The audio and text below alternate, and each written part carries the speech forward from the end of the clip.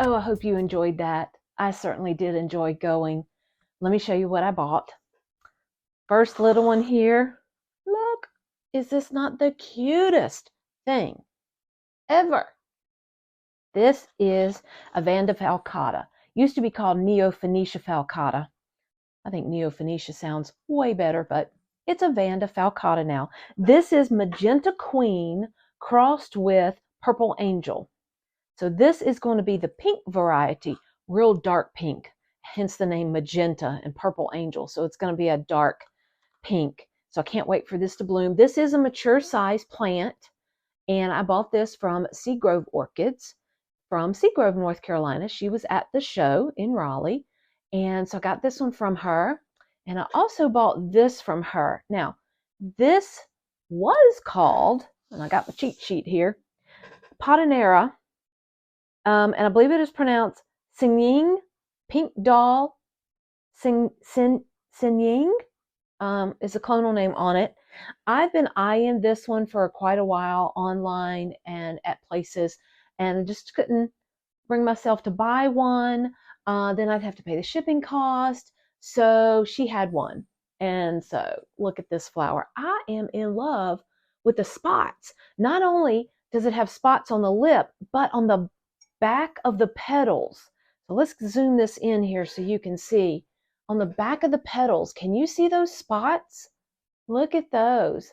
And then the petal on the inside, you don't really see the spots very well, but look at that lip.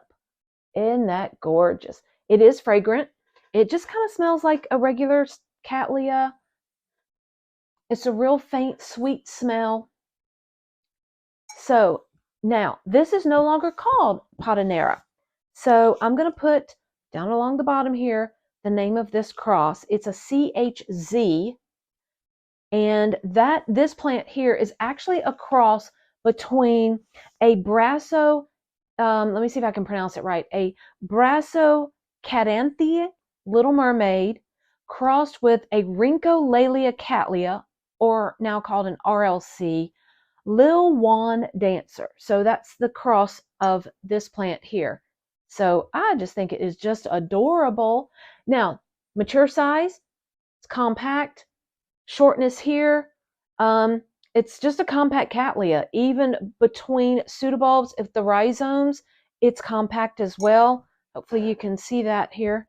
And so we're just going to treat this like I do any orchid that comes in first off.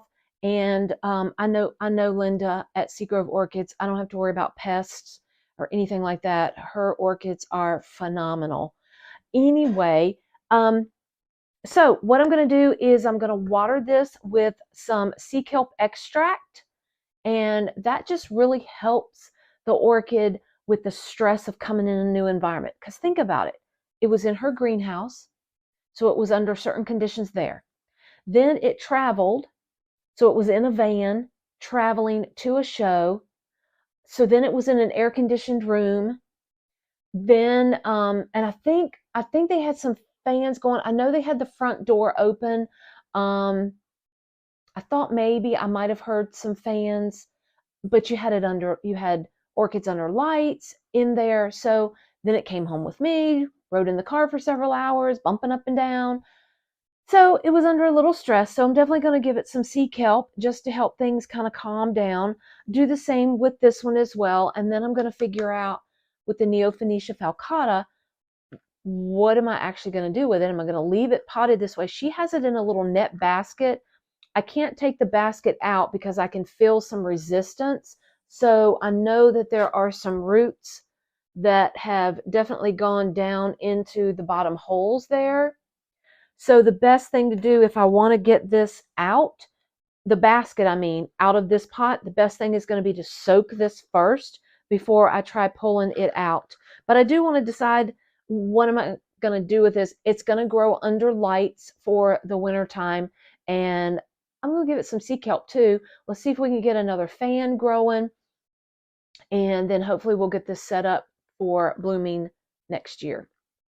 So I enjoyed the show. Thank you for coming along with me. Until next time, guys, happy orchid growing. Bye.